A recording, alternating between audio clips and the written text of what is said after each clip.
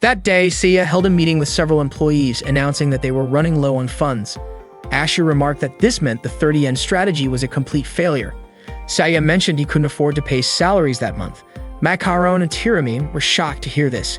Seiya reiterated that he couldn't pay wages under these circumstances and needed ideas to generate money quickly. Macaron suggested hosting horse races for everyone, but Seiya rejected the idea, not wanting to associate the amusement park with gambling. Tirami proposed opening a nightlife entertainment venue, but unfortunately, that would be illegal. Malful offered his idea of a boxing bar, which Seiya anticipated, knowing Malful's penchant for fighting. Isuzu suggested extra trading, but Seiya didn't even understand the diagram she presented. Macaron mentioned they had Dornell's Cave, located in the second park area. Malful explained that they once had a performer named Dornell, the Flower Fairy. One night, Dornell got drunk and went on a courage test with his friends, discovering a treasure in that cave.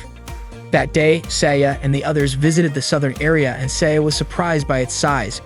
Isuzu explained that the plan was to build a second park, an amusement sports park starting with a stadium. However, after that, an economic bubble burst, wiping out all those plans, leaving the southern area neglected. They then visited Dornell's cave. According to the story, Dornell never returned from that cave. Seiya asked about Dornell's friends who went with him. According to the tale, those friends were found in a near-death state, and one of them mentioned that inside the cave was a giant underground labyrinth. The treasure's existence was still uncertain. Tirami hoped to find it, but Seiya wasn't too optimistic. After entering, they only encountered dead ends. Tirami was disappointed, having high hopes for the treasure. Seiya felt they were wasting time and suggested they head back. Suddenly, Tirami found a lever. She immediately pulled it, and indeed, the cave door opened, revealing a path inside. Without hesitation, Malful and Macaron entered the cave. Tirami was excited to explore its contents. Isuzu urged Seiya to enter the cave. He asked her to be patient. Once everyone was inside, the cave door suddenly closed on its own. Malful, Macaron, and Tirami panicked, realizing it was a trap. Seiya regretted not trusting his earlier doubts about the cave. Isuzu said there was no other way but to proceed further. Meanwhile, the fairies came to Seiya's office to discuss a new performance, but unfortunately, they didn't find him there. The fairies wondered why Seiya and Isuzu were absent from the office. Muse tried sending a text message to Isuzu's phone. Isuzu received a message from Muse asking about her whereabouts and realized there was still a signal in the cave. Isuzu replied that she was in a mysterious hole. Meanwhile, Seiya and the others arrived at a place when suddenly, a voice announced itself as the gatekeeper. They were puzzled to see a talking statue, which was certainly beyond human comprehension. Suddenly, a chest emerged from the ground. The statue instructed them to choose a chest, promising they would be granted weapons to slay monsters. When the chest opened and Macaron eagerly approached, convinced there would be legendary weapons inside. Seiya also took one of the weapons from the chest. Seiya received a shovel, Malful got a stun gun, Macaron obtained a metal bat, Tirami was given a Molotov cocktail, and Isuzu received a chain. Seiya didn't understand the purpose of these weapons. They looked like an armed gang. The statue instructed them to proceed and referred to them as brave adventurers. They entered a corridor, and Macaron was unsure of their destination. Suddenly, Tirami stepped on something which turned out to be a secret button that activated a trap, nearly decapitating them. Tirami and Macaron were terrified and wanted to leave immediately. Seiya didn't even know how to exit the place. Malful advised them to stay alert. He took charge, instructing Isuzu to be ready with her musket, placing himself and Tirami at the front, assigning Macaron to the rear to report any traps he noticed, while Isuzu was tasked with protecting Seiya. Everyone assumed their positions. Just as they were about to take their first step, Malful accidentally stepped on a hidden button, causing a massive boulder to roll towards them from behind. They ran for their lives. At that moment, Muse sent a message to Isuzu asking if she was with Seiya. Isuzu replied, stating that she was nearly dying. Meanwhile, in their panic, they inadvertently triggered more hidden buttons, setting off a series of traps including spear attacks, slicing blades, and large spiked iron balls. As one of these spiked balls was about to hit Seiya, Isuzu pushed him out of the way but was herself thrown into an underground trap. Shortly after, Macaron also fell into the pit. Seiya could only shout, calling out for Isuzu. Malful quickly grabbed Seiya and urged him to keep moving. Seiya was deeply saddened by Isuzu's loss, but Malful reminded him that it wasn't the time to mourn.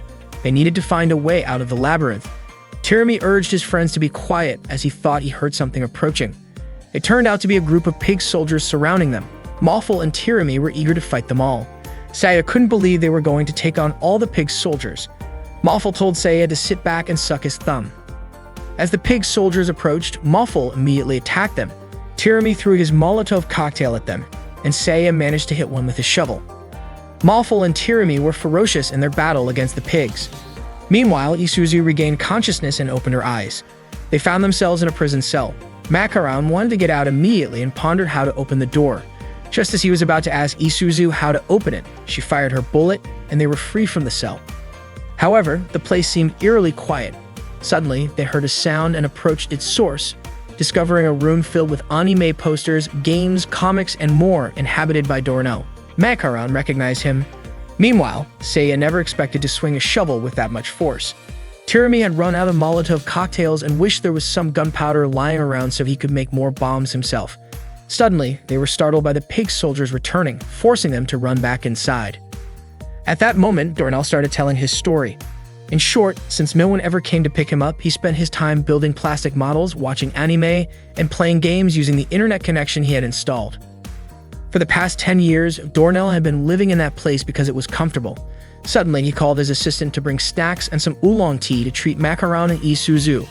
Macaron mentioned that the park had listed Dornell as a missing person and even assumed he was dead. Macaron was surprised that Dornell never informed management that he was still alive. Dornell explained that at first he treated it like a long vacation, but over time, it became harder to reach out to the park. On top of that, he had gotten addicted to playing MOs, massively multiplayer online games, so much so that he played for 20 hours a day. Macaron called Dornell a complete maniac. Isuzu, on the other hand, questioned why Dornell didn't just disappear entirely if he was living off distractions. Dornell was also infamous for pretending to be a girl while playing MOs. Macaron could hardly believe it. Suddenly, Dornell's assistant arrived with the drinks and snacks he had ordered earlier. The assistant referred to Isuzu and Macaron as the guests. Meanwhile, Seiya, Muffle, and Tirami had successfully trapped the pig soldiers in a room and locked it using Seiya's shovel. The three of them were utterly exhausted. Tirami commented that the place was completely insane. Then right in front of them, a massive dragon appeared. Muffle was already fed up with everything, while Tirami was terrified at the sight of such a huge creature. The dragon's name was Rubrum. He declared that he had surpassed human knowledge. Rubrum was irritated and demanded to know why they had woken him from his deep slumber. Tirami panicked, but Muffle told him to stay calm and observe what Rubrum actually wanted. Muffle tried to sound brave, but in reality he ended up hiding behind Seiya. Seiya attempted to speak with Rubrum, apologizing for disturbing him and explaining that he and his two friends were lost and separated from the others. Rubrum, full of pride, repeated that he had surpassed human knowledge. He didn't believe Seiya and accused them of coming to steal his treasure. Seiya denied the accusation, explaining that he and his friends were only there to investigate the facility. Rubrum claimed that he had arrived in this world thousands of years ago and had long surpassed human knowledge, so he would be fooled by Seiya and his friends so easily. Tirami, growing irritated, pointed out that Rubrum kept repeating the same phrase about surpassing human knowledge. Rubrum took offense, believing that Tirami was mocking him. Furious, he declared that they would pay for their arrogance with their lives. Suddenly, the pig soldiers returned and surrounded Seiya and his group. Tirami was terrified. Muffle declared that they had to fight to the last drop of blood. Seiya agreed, realizing they only had two choices: fight or die. Seiya then shouted at Rubrum, who kept boasting about surpassing human knowledge. He challenged the dragon's intelligence, stating that he didn't believe Rubrum was as smart as he claimed. Seiya asserted that he was actually much smarter than Rubrum thought. Intrigued, Rubrum demanded Seiya to prove it. Seiya agreed to answer any question Rubrum asked, but if he got it right, Rubrum had to let them go. Rubrum accepted the challenge, but if Seiya answered incorrectly, they would have to face the consequences. Rubrum then asked a question from an ancient legend. In the past, there was a man who declared he would become the god of war. Who was he? Seiya immediately used his ability to read Rubrum's mind. He instantly figured out the answer and quickly responded, "The holy grail of the wise sage, Tadima on Shisho." Rubrum was stunned to hear Seiya's answer, especially since he hadn't even finished asking the question. Seiya then asked if his answer was correct, and Rubrum had no choice but to admit that it was. Tirami cheered, calling Seiya amazing. However, Rubrum was convinced that Seiya had cheated.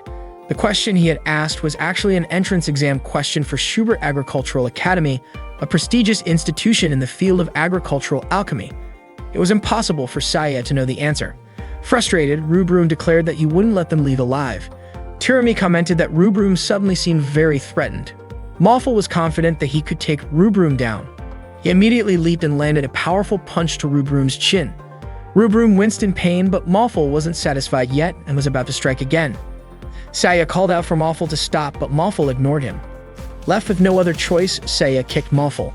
Malful was furious at Saya, but Saya explained that he did it because he noticed that Rubroom was actually apologizing to Malful. Apparently, Rubroom had gotten too into his role. His punch had been excessive, considering he only intended to entertain his guests after not having visitors for so long. Saya was surprised to hear them being called guests. Rubroom explained that Saya and his group were the second group of visitors to enter the attraction Rubroom's Judgment by Fire. Saya and the others were shocked to hear this. Suddenly, Isuzu and Macaron arrived. Isuzu confirmed that what Rubroom said was true. Tirami was relieved to see that Isuzu and Macaron were safe. Then, Dornell appeared and greeted them. The pig troops removed their costumes, revealing that underneath, they were actually mole people, the Digging Clan. Saya asked if the attraction had been abandoned. Teramo, the leader of the Digging Clan, explained the situation in detail. However, Saya asked him to summarize it in 20 seconds since he didn't have much time. Teramo explained that their clan had always been unrivaled in machinery and construction, which made them a target for powerful figures. Backed into a corner of the theme park allowed them to settle on the land and offered them protection. But an attraction was needed to conceal the real story. The Digging Clan had been targeted by the ruling party of the Policia Empire. Isuzu added that the park had secretly provided help and that there seemed to be some suspicious financial dealings involved. Teramo continued, explaining that at first they were paid for their construction work, but later they had to survive off their savings. As a result, the treasure that was supposedly hidden in the banquet hall had already been spent. The fairy sent a message to Isuzu asking if she was okay. Isuzu replied that she was fine. After exiting the labyrinth, Saya and Isuzu met with Latifa and told her everything they had experienced that day. Suddenly, the Digging Clan arrived to greet Latifa. Rubroom landed in front of Latifa's castle. Teramo and Latifa were overjoyed to see each other again. Malful and the others arrived with important news. The Policia Empire had collapsed after a revolution. This meant that the Digging Clan was no longer being hunted. Teramo was relieved that they were finally free. He then requested that Saya employ the Digging Clan at the park. Rubroom also asked to be hired, promising to scare the guests for entertainment. Saya accepted all of them, but in return, he warned that he would make them work hard. Isuzu then asked about their financial situation. Macaron came up with an idea to solve their money problems. The next day, the Digging Clan managed to construct a building overnight. Meanwhile, Macaron and Ashe sold off Dornell's entire collection. According to Isuzu, it seemed like they could manage to get through the month thanks to Dornell's collection. However, Amai Brilliant Park's fundamental problem still remained. They needed to come up with the next step to increase their number of visitors.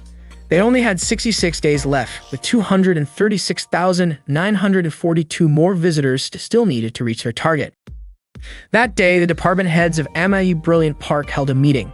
Saya stated that they were currently experiencing a staff shortage. Malful pointed out that first they lacked money, and now they were short on employees. Ashe commented that just the other day, Saya had hired new employees, and on top of that, the funds for paying salaries had been overlooked. Saya explained that although they had received a financial injection, it was only for certain sectors, and the rest remained out of their reach. Isuzu doubted that many people would apply, but Toriken suggested that they might actually receive a lot of beautiful applicants, possibly even ones aiming for Isuzu's position. Isuzu responded that if someone more suitable than her appeared, she would gladly hand over her position. Saya decided that starting tomorrow, they would open job applications. That night, Isuzu had a dream about 3 beautiful girls whom Saya had hired. They successfully took her position and Saya no longer needed her. Shocked, Isuzu immediately fired her musket and woke up. She quickly took a shower and reflected on the dream, recalling some things Saya had said to her in the past. As she got ready, she looked in the mirror and tried smiling. That morning during breakfast, Isuzu greeted Macaron. The menu for the day was curry. Macaron asked if she was sure about eating that dish. Isuzu replied that she suddenly felt like having it that morning. Macaron warned her to be careful since the day before, Crocky had tried eating it and ended up with a stomachache. Sitting beside Isuzu, Macaron remarked that eating curry in the morning could lead to weight gain. He knew that Isuzu often ate alone and pointed out that she wasn't particularly sociable, meaning she was the type to get caught up in complicated matters. However, every time Macaron spoke, Isuzu only responded with, "Maybe so." Feeling mischievous, Macaron suddenly called out Saya's name. The moment Isuzu turned to look, he quickly slipped a pill into her food. That morning on her way to school, a friend greeted Isuzu and asked why she looked so pale. Isuzu answered in great detail, explaining that she had a bad dream, ate terrible curry, got mocked by a colleague, and that nothing was going smoothly at work. Her friend commented that she must be going through a lot. Isuzu admitted that she was supposed to support Saya from behind the scenes but was unsure if she was meeting his expectations. Suddenly realizing she had said too much, Isuzu quickly covered her mouth and walked away. That day, Malfoy was supervising the fairies as they practiced their moves and poses. Macaron and Tirami were also watching. Macaron casually told Tirami that he had slipped a truth serum pill into Isuzu's food that morning at breakfast. Tirami asked if Macaron did that to find out his daughter's true feelings. He then asked if Macaron was trying to gain custody from his ex-wife. Macaron admitted that was exactly what he wanted, which was why he decided to test Isuzu first. Tirami commented that Isuzu was probably struggling right now since her heart was being forced to express her true feelings. Macaron originally just wanted to see if the pill worked, but Isuzu had rushed off to school before he could observe the results. Meanwhile, Tirami's perverted mind had other ideas. He was actually hoping to ask her how many times she masturbated in a week. Macaron also said that if Tirami dared to ask that question, he would probably get killed afterward. However, Isuzu overheard them and immediately pointed her musket at them. Tirami and Macaron were terrified and Isuzu quickly fired at both of them. Saya arrived and asked what was going on. Isuzu explained that they deserved it because they had given her the honesty fruit and were trying to ask inappropriate questions like how many times she had masturbated. Isuzu quickly covered her mouth and asked Saya not to think about what she had just said. Saya didn't understand what Isuzu was talking about and didn't care about it. He immediately asked her to accompany him to the administration office because there was an interview scheduled at 1 o'clock. Isuzu was surprised and Saya asked if something was wrong with her. Still under the effects of the honesty fruit, Isuzu revealed the truth, saying she was dealing with a lot of problems because she was being forced to express what was on her mind. Saya was really scared that she might accidentally reveal the strange feelings she had for him. Every time Saya asked her a question, Isuzu answered it exactly as it came to her mind, repeatedly covering her mouth to prevent herself from saying things she shouldn't say in front of Saya. In the interview room, Saya, Malfoy, and Isuzu interviewed each applicant. The first applicant was a man who had failed in the mayoral election and was applying to work in the entertainment industry so that one day he could become the prime minister. Malfoy called it impossible, but Isuzu said that the man was tough and Saya immediately accepted him because his brave attitude would help him go further. The second applicant was a high school athlete who was crying, regretting what caused him to lose in a match. Isuzu said that the tears of a high school athlete could inspire others. Saya accepted him because players should be able to control the emotions of their guests. The third applicant was a professional wrestler who had been fired from professional wrestling because of his shyness, which made it hard for him to lock his opponents. Isuzu said that people like him already had Okuro in the security department. Saya asked the man to take off his mask, but the man refused, saying he would rather die than remove it. Saya asked Okuro to come and fight the man. The man skillfully locked Okuro, and Isuzu even said his wrestling style came from instincts. Saya accepted him. The next applicants included a ninja, an astronaut, and even someone with strange dancing skills. All of them were accepted by Saya. Suddenly, a beautiful girl came in to apply for a job named Adaki Aiko. Malfoy and Saya were happy to finally interview someone normal. Isuzu was shocked to see that the woman looked exactly like someone from her dream. Aiko had previously worked in talent agencies and film production, but it turned out the films she worked on were adult videos. Saya and Malfoy were taken aback, especially since she had starred in more than 10 films. Malfoy urged Saya to ask her about her stage name, but Saya clearly couldn't ask such a thing. Saya then asked Isuzu for her opinion, and Isuzu told him not to dump this onto her since her mind was blank. Furthermore, the woman looked so much like a former applicant from her dream, and her work experience was shaking Saya to his core. Isuzu then mentioned that Saya seemed to be obsessed with older women who had big breasts, tolerant minds, and a lot of sexual experience, unlike herself. Isuzu even thought that Saya would make Aiko his secretary and fire her. She immediately covered her mouth and hit her head because she realized she had said too much to Saya. Saya was a bit concerned about her, and Isuzu asked him to ask Aiko why she was applying for the job. Saya asked Aiko why she wanted to work with him, and Aiko explained that her previous job didn't suit her. Although she enjoyed it, she wanted to meet her clients face-to-face and make them happy. Saya accepted her right away. Malfoy mentioned that he had sent Aiko's photo to Toriken so he could look into her, especially since Toriken knew a lot about the adult video industry. Saya asked Malfoy if he had found any information about Aiko. Malfoy replied that they both already knew her stage name. The next applicant arrived named Bandu Bino. Once again, Isuzu noticed her face looked similar to one of the women in her dream from the night before. Saya thought she was a cheerful girl. Saya asked what the blood on Bino's clothes was, and Bino said she had rushed to the place. Saya asked if Bino was hurt, and she said she was fine, just a minor injury. Blood from Bino even splattered onto Saya's desk, and it looked like she had been stabbed and was losing a lot of blood. Saya quickly called for an ambulance, but Bino insisted that she was fine and was willing to risk her life just to attend the interview. Saya didn't want her to put her life at risk, but Bino refused to leave until she was accepted. The blood kept flowing from her body. Finally, Saya accepted her for the job and begged her to go to the ambulance. Suddenly, Bino's older brother arrived and stopped her from working, claiming that he had tried to prevent her from coming to the interview by stabbing her. As the man tried to attack Saya, Saya kicked him, making him fall. Isuzu quickly shot him and Mafel hit him. When the man tried to strike Mafel on the head, Mafel dodged and punched him in the chin. Mafel said that the man would be temporarily paralyzed. The ambulance arrived to take Bino away. Isuzu, Saya, and Mafel talked about Bino until they didn't notice any more applicants coming in. Mafel asked why they accepted Bino, and Isuzu said that, in fact, it was a relief. Most people would say they shouldn't have rejected her, but Bino stuck to her commitment with a smile even after being stabbed. Her determination and passion were very useful for the park. Saya agreed and added that if Isuzu was so good at judging character, she should make that her life's guiding principle. Mafel also said that's why Isuzu had a big heart. Isuzu immediately pointed her musket at Mafel and Saya. When Mafel dodged, the female applicant screamed in fear. Isuzu remembered that this girl was also one of the people in her dream. Saya didn't understand why Isuzu kept talking about her dreams. The last applicant was wearing an Amity High School uniform. The girl introduced herself as Chuju Shina. Shina spoke very nervously, so Saya told her to calm down. Saya asked for Isuzu's opinion, and Isuzu said to accept her, since there weren't many female applicants and she didn't think Shina would try to seduce Saya. Once again, Isuzu let something slip because of the effects of the honesty fruit. She quickly covered her mouth and hid her head. According to Mafel, based on her demeanor, Shina would have difficulty entertaining guests, but that wasn't an issue for him. Saya thought Mafel would reject her, but after seeing the previous applicant, Mafel no longer cared. Saya ended up accepting Shina. Shina was very grateful and quickly left.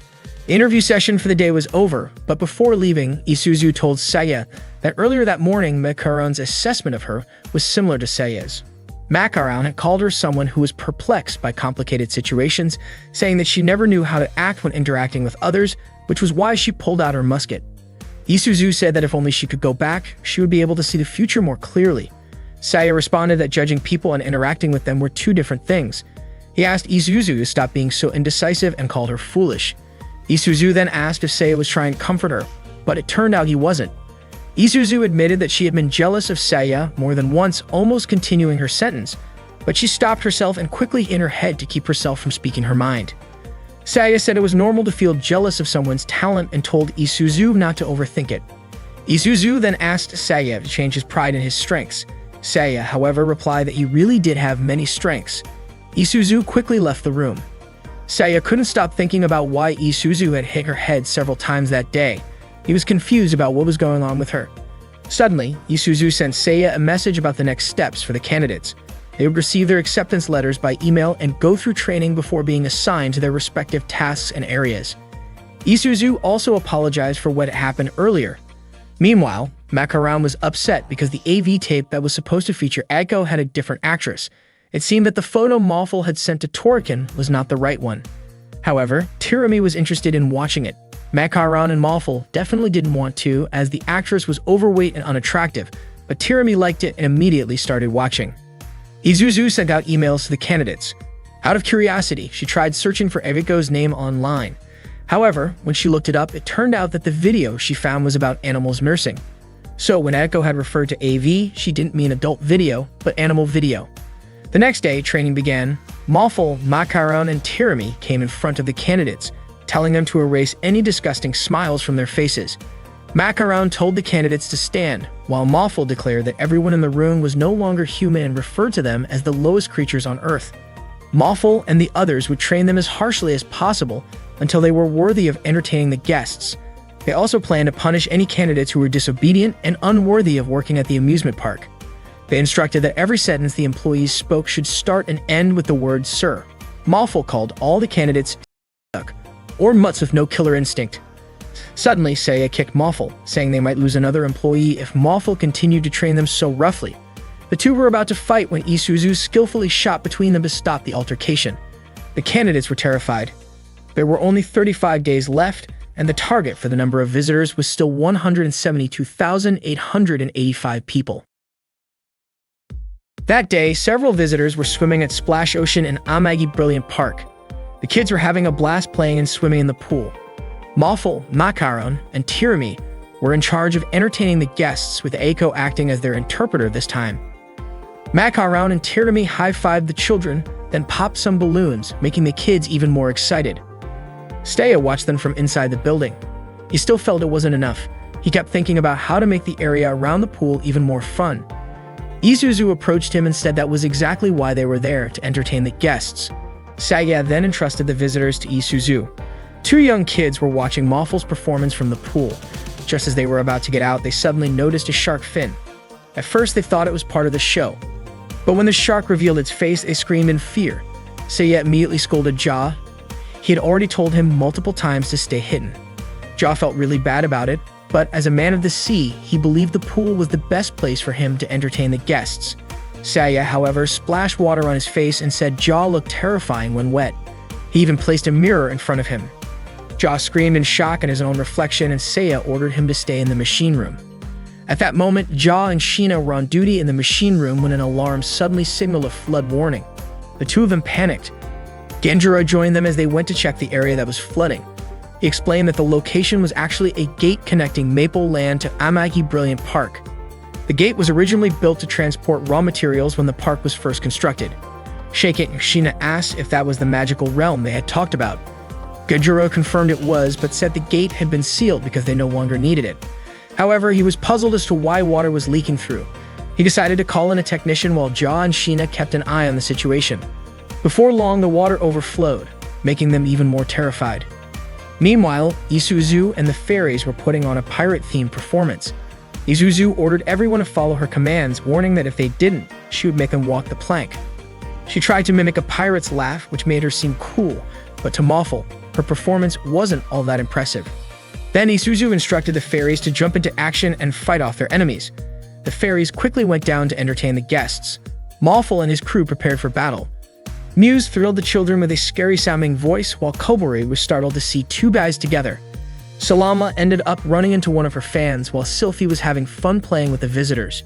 Meanwhile, Latifa could only watch from behind a wall, accompanied by Toriken. She apologized for sneaking him in with her.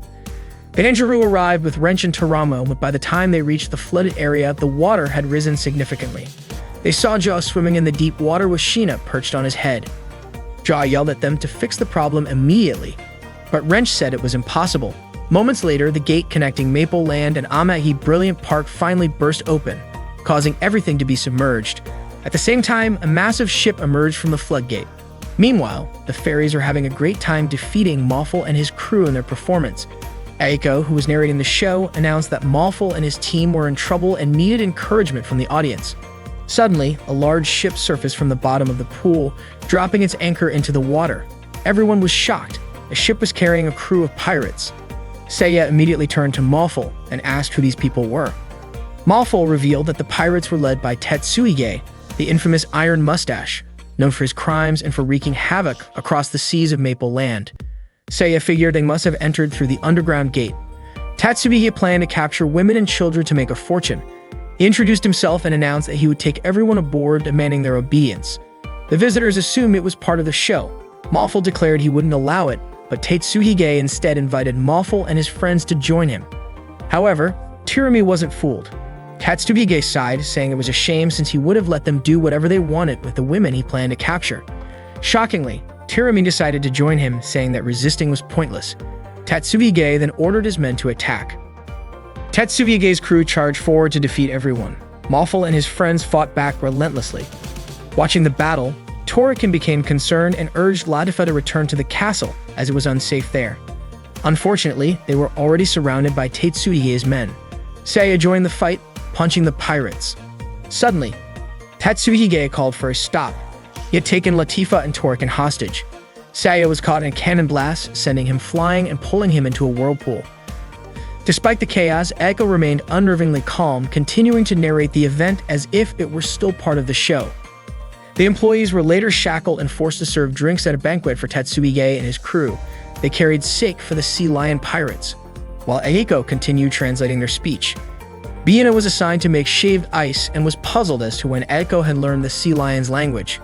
Meanwhile, Salama and Kobari fanned Tetsuige, who laughed triumphantly, thrilled at capturing Latifa, the crown princess of Maple Land.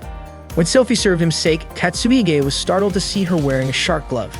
He even ordered Latifa to take the bottle from Sylphie's hands. One of the visitors told Macaroon that the event was fantastic.